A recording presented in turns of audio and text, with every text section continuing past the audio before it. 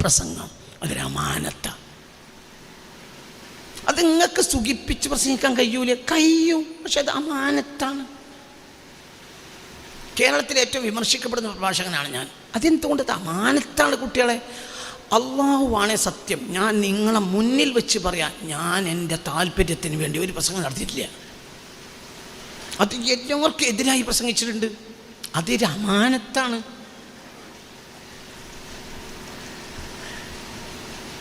പ്രസംഗം നടത്തിയതിന് കുടുംബം തെറ്റിയിട്ടുണ്ട്, കുടുംബം തെറ്റിപ്പോയിട്ടുണ്ട്. ചില പ്രസംഗം നടത്തിയതിൻ്റെ പേരിൽ എൻ്റെ മൂത്താപ്പാൻ്റെ മകൻ ജേട്ടൻ ഇനി ഇല്ല, ഇനി എൻ്റെ വീട്ടിൽ ഞാൻ കയറില്ല എന്ന് പറഞ്ഞ് ഇറങ്ങിപ്പോയിട്ടുണ്ട്. ആയിക്കോട്ടെ, എനിക്ക് പ്രശ്നമില്ല, കാര്യമല്ലത്. എന്തുകൊണ്ട്? അത് അമാനത്താണ്. എനിക്ക് കുടുംബത്തിനും കൂട്ടത്തിനും ആളിയനും അനുസരിച്ച് പ്രസംഗിക്കാൻ ആവൂല. നിങ്ങൾ വളരെ ചിന്തിക്കണം. എൻ്റെ ചില ബന്ധുക്കൾ ജമാഅത്തെ ഇസ്ലാമിക്കാരാണ്. ഞാൻ എൻ്റെ ജീവിതത്തിലെ ഏറ്റവും വിമർശിച്ചൊരു സംഘടന ജമാഅത്തെ ഇസ്ലാമിയാണ്. എന്തുകൊണ്ട്? അത് മുസ്ലിം ഉമ്മത്തിന് നഷ്ടം ഉണ്ടാക്കുന്നതാണ് എൻ്റെ വിശ്വാസം. അവർക്കനുസരിച്ച് എനിക്ക് പറയാൻ പറ്റൂല. അതുകൊണ്ട് എന്തുകൊണ്ട് പ്രസംഗം എന്നത് എന്താണ്? അമാനത്താണ്. സയ്യിദുനാ ആദം മുതലുള്ള എല്ലാ നബിമാരും മനുഷ്യരെ നന്നാക്കാൻ വേണ്ടി ഉപയോഗിച്ച ഒരു മാനദണ്ഡമാണ് എന്ത്? പ്രസംഗം. അതൊരു അമാനത്താണ്. ഇപ്പം നാളെ നിങ്ങളെല്ലാവരും ഇവിടെ എണീറ്റ് പോയാൽ എന്ത് പ്രശ്നമുള്ളത്? എനിക്ക് മുന്നിൽ ആളെ കിട്ടിക്കൊള്ളണമെന്നില്ല. ഈ ഒരു ബോധം നാളെ നിലനിൽക്കണം എന്നാണ് എൻ്റെ ആഗ്രഹം. അത് ഒന്ന് വലിപ്പത്തരം പറയാല്ല കേട്ടോ, അതൊരു വിഷയം തന്നെയല്ല. ചില കാര്യങ്ങൾ ഭയപ്പെടുത്തേണ്ടത് ഭയപ്പെടുത്തി തന്നെ പറയും. ഇപ്പം ഇറാൻ യുദ്ധത്തെക്കുറിച്ച് ഭയപ്പെടുത്തി പറഞ്ഞു, ഒരുപാട് ആളുകൾ വിമർശിച്ചു. യുദ്ധത്തിനെ പറ്റി ഭയപ്പെടുത്തേണ്ടത് ഭയപ്പെടുത്തന്നെ വേണം. മുതലാളിമാരായ കച്ചവടക്കാർ പറയും യുദ്ധത്തിനൊരു പ്രശ്നമില്ല. എന്തുകൊണ്ട്? ഭയം വന്നാൽ എന്ത് നടക്കൂല? കച്ചവടം നടക്കൂല. അത് മുതലാളി പറഞ്ഞത് അയാളെ ഉത്തരവാദിത്തമാണ്. കാരണം അയാളുടെ പണി എന്താണ്? മൂല്യരും അത് പറയരുത്. എന്നാൽ മുതലാളി പറഞ്ഞ നമുക്കൊരു പ്രശ്നമില്ല. എന്നോട് മുതലാളി അങ്ങനെ തന്നെ പറയേണ്ടത്. അത് മൂല്യേര് പറയാ. ആർക്കൊപ്പിച്ച്? എടാ എൻ്റെ ഒക്കെ തലയിലെ തെരുക എന്തിനടാ? എന്തിനാടാ എൻ്റെ തലയിലൊരു തെരുക? എന്തിനാടാ എൻ്റെ തലയെ കെട്ടിനൊരു വാല്? അതിനേക്കാൾ നല്ലത് കഴുതൻ്റെ വാലല്ലേ എങ്ങായി?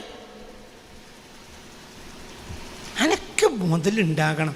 ഇജ് ദുബായി പോയാൽ പള്ള നിറച്ച് കെട്ടി കൊണ്ടുവരണം, എൻ്റെ പെണ്ണുങ്ങൾക്ക് കിടുത കൊടുക്കാൻ കൊണ്ടുവരണം. അതല്ലടേ എങ്ങ എൻ്റെ ലക്ഷ്യം. ഒന്നും വിചാരിക്കരുത്. എല്ലാം അമാനത്താ. അപ്പം ഞാൻ പറഞ്ഞു കൊടുത്ത് തിരിച്ചു വരും. അപ്പം എല്ലാം അമാനത്താ. MLA വിട്ടാളിയോ അവരെ കുറ്റം പറയാനുള്ള ക്ലാസ് അല്ല ഇത്. ഞാൻ പറഞ്ഞല്ലോ, എൻ്റെ ഭാര്യക്ക് വയറ്റിലുണ്ടായാൻ മുസ്ലിം ആകണം കാഫിറാകണം എന്നൊന്നുമില്ല. വയറ്റിൽ ആർക്കും ഉണ്ടാവും. അല്ലാഹു യഹബു ലിമൻ യശാഉ ഇനാസൻ വയഹബു ലിമൻ യശാഉ ദുകൂർ. ആൺകുട്ടികളെയും പെൺകുട്ടികളെയൊക്കെ ആര് കൊടുക്കും? അല്ലാഹു കൊടുക്കും. അപ്പം അല്ലാഹു കൊടുക്കണതാണ്. വയറ്റിൽ നുത്ഫത്തെത്തിയപ്പോൾ അതിനെ വളർത്തി കൊടുത്തു. അങ്ങനെ അത് വളർന്നു. അതിന് മുസ്ലിം ആയിക്കോണം എന്നില്ല, അതിൽ ഒന്നുമില്ല. അത് കഴിഞ്ഞു, അതിൽ കുട്ടിയായി ഭാര്യയുടെ അവയവത്തിലൂടെ പുറത്തു വന്നു. ഇപ്പോൾ പ്രശ്നമായി. ഇപ്പം ഈ കുടുങ്ങി. എന്താ കുടുങ്ങിയത്? ഇതെന്താണ്? അമാനത്താണ്. ഇത് പ്രശ്നമാണ്. ഈ മുതൽ പ്രശ്നമാണ്. വൽ ഇമാമു റാഈൻ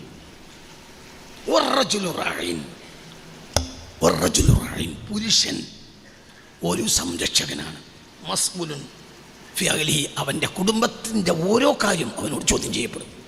വൽ മർഅതു റാഇയ, പെണ്ണൊരു സംരക്ഷകയാണ്. മസ്ഊലുൻ അൻ റഇയതിഹ, അവളെ റഇയത്തിനെ കുറിച്ച് അവളോട് ചോദ്യം ചെയ്യപ്പെടും.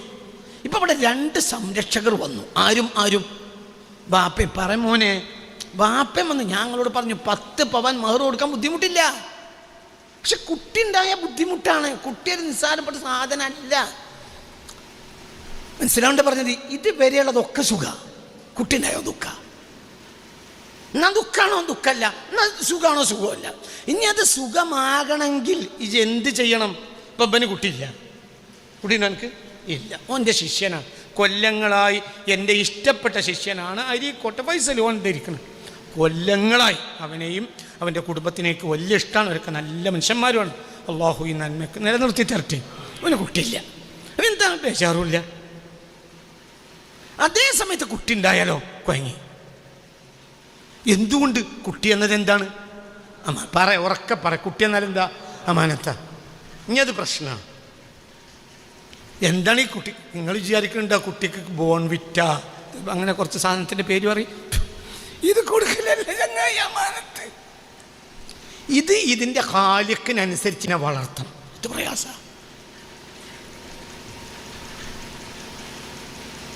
അത് പ്രയാസം.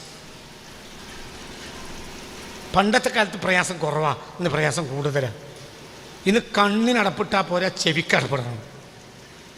അതായത് മൊബൈല് കമ്പ്യൂട്ടറും നോക്കുന്നത് അടപ്പിട്ടാൽ പോരാ, വയലിനും അടപ്പിടണം. കാരണം വലിയൊരു ശതമാനം വയലും ജനങ്ങൾ നരകത്ത് ആക്കും. അപ്പോൾ നിങ്ങളൊന്നും വിചാരിക്കരുത്, നിങ്ങൾ സൗകര്യം ഉണ്ടെങ്കിൽ വന്നാൽ മതി. നിങ്ങൾ വരലേക്ക് നിർബന്ധമില്ല, ഇതുകൊണ്ട് എനിക്ക് ലാഭമില്ല. നിങ്ങൾ അതിനെ മനസ്സിലാക്കണം. ചെവിക്കും അടപ്പിടണം, വയൽ കേൾക്കരുത്. എൻ്റെ ഭാര്യയും മജലിസിലുണ്ട്. 2007 ഞാൻ അവളെ കല്യാണം കഴിച്ചു. ആദ്യ രാത്രി അവളോട് ഞാൻ ഷർത്ത് വെച്ചു, എൻ്റെ വയലല്ലാത്ത ഒരു വയലും കേൾക്കരുത്, ഒരാളെ വയലും കേൾക്കരുത്, ഒന്നും കേൾക്കരുത്. എന്തെങ്കിലും സംശയം ഉണ്ടെങ്കിൽ എന്നോട് ചോദിക്കുക. കാരണം ഞാൻ ഇന്ന് മുതൽ നിൻ്റെ മസ്ഊലാണ്. ഇവിടെ ഉണ്ട്, ഈ മജ്ലിസിൻ്റെ ഭാര്യയുണ്ട്, ഒരു വയലും കേൾക്കാൻ വയ്ക്കില്ല. നിൻ്റെ വയൽ കേൾക്കാൻ നേരം കിട്ടില്ലയോ? ഒരു വയലും കേൾക്കണ്ട. മൂമിനായി മരിക്കാൻ വയൽ കേൾക്കേണ്ട ആവശ്യമില്ല. ഞാൻ എൻ്റെ പെണ്ണുങ്ങളോട് കൂടുതലും പറഞ്ഞത് വയൽ കേൾക്കണ്ടെന്നാണ്. കാരണം വയൽ കേട്ട കൺഫ്യൂഷനിലായി ജീവൻ പോവും. വയൽ നല്ല ആ മദ്രസയിലെ അമലിയാത്തും ദീനിയാത്തൊക്കെ പഠിച്ചിട്ടുണ്ടല്ലോ, അങ്ങനെ ജീവിച്ചാൽ മരിച്ചാളാ. സ്വഹാബികൾക്ക് അമലിയാത്തും ഇല്ല. സഹാബികൾക്ക് അമലിയാത്തും ഉണ്ടായിട്ടില്ല, ദീനിയാത്തും ഉണ്ടായിട്ടില്ല. അവരെ മുന്നിലൊരു മനുഷ്യനുണ്ടായിരുന്നു. ആ മനുഷ്യനനുസരിച്ച് അവർ ജീവിച്ചു, മരിച്ചു. അവരൊക്കെ സ്വർഗത്തിലോ മേലെ തട്ടില്ല. അവരെ മുന്നിലൊരു മനുഷ്യനുണ്ടായിരുന്നു. തന്നെ എൻ്റെ വിദ്യാർത്ഥികൾക്ക് ഞാനാണ് ഇമാമ. എന്നെ പറ്റൂലെങ്കിൽ അടുത്ത ആളെ നോക്കണം. ഞാൻ നിങ്ങൾക്ക് ഇമാമാണെങ്കിൽ മാത്രം എൻ്റെ വയൽ കേട്ടാൽ മതി. എന്നെ പറ്റാത്ത എന്തെങ്കിലും ഒരു കാര്യം കണ്ട് അപ്പനോട് ബോധ്യപ്പെടുത്തണം, ഉസ്താദെ നിങ്ങൾ ആ പറഞ്ഞത് ചെയ്തത് ശരീഅത്തിനെതിരാണ്, അപ്പം തിരുത്തും ഇൻഷാ അല്ലാഹ്. എന്നെ ഇമാമാക്കാൻ പറ്റാത്തവർ എൻ്റെ വയൽ കേൾക്കാൻ പാടില്ല. എന്തുകൊണ്ട്? നിങ്ങൾ എൻ്റെ മസ്ഊലാണ്. നിങ്ങളെ ഞാൻ തിരുത്തും, ഓട്ടും, ഓടിക്കും, ചീത്ത പറയും, അങ്ങനെയൊക്കെ ഉണ്ട്. ശിഷ്യന്മാരെ ഞാൻ ചീത്ത പറയും. എന്തുകൊണ്ട്? നിങ്ങൾ എൻ്റെ റയ്യത്താണ്. എനിക്ക് നിങ്ങളെ കൊണ്ടൊരു ലാഭമില്ല. എൻ്റെ ലാഭം പരലോകത്താണ്. എനിക്ക് അല്ലാഹു തന്ന അമാനത്താണ് ഈ തൊള്ള. അപ്പോൾ നിങ്ങൾ ചിന്തിക്കണം, പറഞ്ഞത് നിങ്ങൾ ഗൗരവം. ഇത് തമാശയല്ല, ഇത് തമാശയല്ല. പിന്നെങ്ങനെ ജീവിക്കടോ? CID കള്ളന്മാരുടെ ജീവിക്കുമ്പോൾ ജീവിച്ചോളാം. ഞാൻ ആവറേജ് മുസ്ലിം സംഘടനകളെയൊന്നും അംഗീകരിക്കാത്ത ഒരാളാണ്. അതിനൊന്നും ഞാൻ എതിരുമല്ല, പക്ഷെ അതൊന്നൊരു റൂട്ടിലല്ല എന്നാണ് ഇപ്പം എൻ്റെ വിശ്വാസം. അതേസമയത്ത് ഞാൻ എൻ്റെ എതിരുമല്ല. പിന്നെ ഓരടിയിലാണ്. ഇപ്പം സംഘടന ഇല്ലാത്തൊരു മഹലില്ലല്ലോ. എൻ്റെ മഹലിലുണ്ടൊരു സംഘടന. പിന്നെ എങ്ങനെ നമ്മളവിടെ ജീവിക്കണത്? അത് പോലീസ് CID കള്ളന്മാരടിയിൽപ്പെട്ട എങ്ങനെ കഴിച്ചിലാകുക? അങ്ങനെ തുള്ളിക്ക് മാറിക്കളാ തന്നെ. നമ്മളെ സ്വന്തം ആളാണ്, അങ്ങനെയാണ്, അല്ലാഹു അക്ബർ ഇതൊക്കെ പറഞ്ഞാളാ. ഇവിടേക്ക് കയറ്റണ്ട. ഇവിടേക്ക് ജാരെ കയറ്റിയാൽ മതി. അള്ളാഹുവിനെയും അവരും തന്നെ ചതിക്കൂല. ഇത് ആഖിർ സമാനാണ്, നിങ്ങളത് മനസ്സിലാക്കിക്കൂടി. പണ്ടത്തെ കാലത്ത് കണ്ണ് പൂട്ടിയാൽ മതി, കണ്ണ് പൂട്ടാനുമില്ല. അയൽവക്കക്കാരത്തി പെണ്ണ് തുണിയും കുപ്പായം തിരുമ്പാൻ വേണ്ടിയിട്ട് ഇറങ്ങി. അവൾ കിണറ്റിങ്ങക്ക് കല്ലിൻ്റെ അടുത്തേക്ക് വരുമ്പോൾ ഈ അകത്തേക്ക് പോയ പഴയ കാലത്ത് എൻ്റെ കണ്ണ് സൂക്ഷിച്ചു. അത്രേ കണ്ണിലേറാമുള്ളൂ. എന്തേ അങ്ങനെ തന്നെയല്ലേ പറയും. ഓള് രാവിലെ ഓളെ ഭർത്താവിനെ ചായയും കൊടുത്ത് പാടത്തേക്ക് പറഞ്ഞേച്ചു. പാടത്തേക്കാണ് പറഞ്ഞേക്കുക. അതാണ് അന്നത്തെ തൊഴിൽ. ഉദ്യോഗസ്ഥന്മാരൊക്കെ 99.3% മുസ്ലിം സമുദായത്തിലില്ല പണ്ടത്തെ കാലത്ത്. ഒരു പാടത്ത് പോവും, പെണ്ണുങ്ങൾ പിന്നെ എന്ത് ചെയ്യും, കഞ്ഞി വെക്കും. അതിൻ്റെ ഇടയിൽ കുപ്പായം തിരുമ്പും. അതിന് ആർക്കെങ്കിലും പണിയില്ലാത്തവരൊന്നും അക്കാലത്തില്ല, ഒക്കെ പാടത്തേക്ക് പോകും. അപ്പോൾ സിറ്റ് ഔട്ടിൽ അങ്ങനെ ഇരിക്കാനില്ല. സിറ്റ് ഔട്ട് പറഞ്ഞ സാധനം ഒന്നുമില്ല. സിറ്റ് ഔട്ടൊക്കെ ഇപ്പം ഉണ്ടായിട. പണ്ടത്തെ എന്തേ സത്യല്ലേ, പണ്ടത്തെ പരക്ക് എന്തില്ല.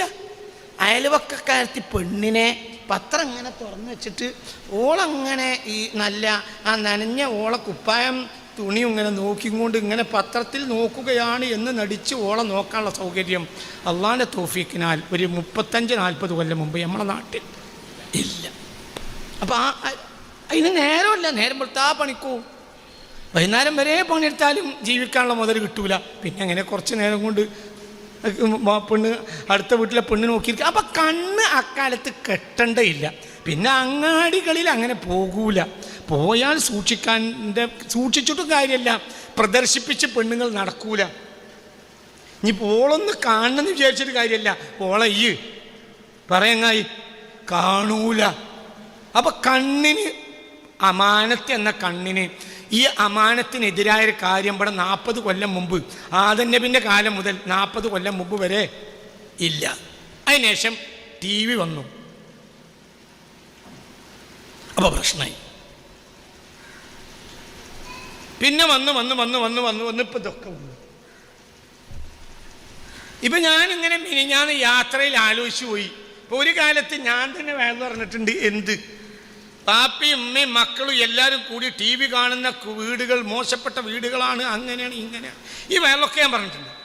ഇപ്പം എനിക്ക് തോന്നുന്നത് എല്ലാവരും കൂടിയാണോ കാണണമെങ്കിൽ അത് സാലീങ്ങളെ വീടായിരിക്കുന്നതാണ്.